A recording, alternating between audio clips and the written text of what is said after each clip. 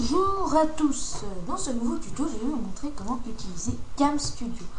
Alors, comme d'habitude, je vais vous expliquer à quoi sert ce logiciel. Donc, ce logiciel est un petit logiciel qui vous permet d'enregistrer des images à l'écran pour que la qualité soit meilleure possible. Donc, moi, ça me sert pour faire mes tutos. Donc, je vais vous montrer comment faire pour l'utiliser et pour le régler.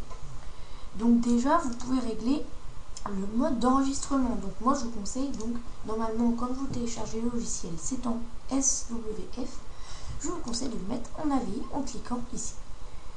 Alors il y a les boutons principaux, ce sont le point rouge pour enregistrer, les deux barres pour le pause et le carré pour stop, donc pour l'arrêter définitivement. Donc pour choisir où enregistrer, vous pouvez, alors si vous voulez que ça enregistre tout l'écran, je vous conseille de faire plein écran, sinon région fixe pour que vous puissiez, donc faites sélectionner, vous sélectionnez de là, donc vous faites, vous cliquez comme si vous sélectionnez n'importe quelle chose, vous restez cliqué puis vous allez sélectionner. Donc je fais un petit essai, vous voyez, comme ceci, vous sélectionnez, vous lâchez et ça va l'enregistrer. Ensuite vous pouvez régler, essayer de faire comme moi, et d'avoir le son du microphone, donc pour que quand vous parlez, ça enregistre.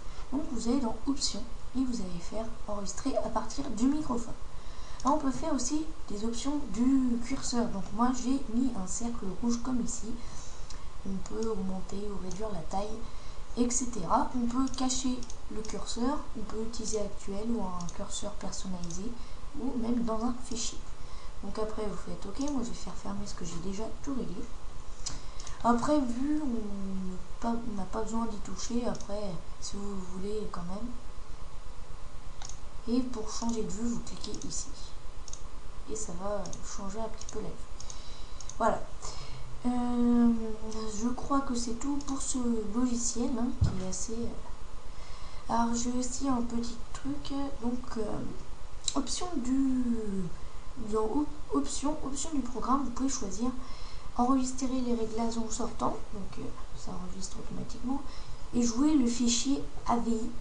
Donc c'est à dire que dès qu'il a fini d'enregistrer le fichier, ça va s'ouvrir. Donc si vous voulez pas que ça lise, vous faites ne pas jouer. Si vous voulez que ça lise, vous faites utiliser le secteur système par défaut.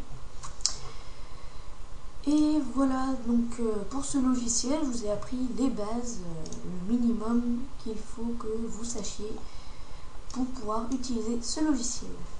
J'espère que ce tuto vous a été utile, que vous allez aimer.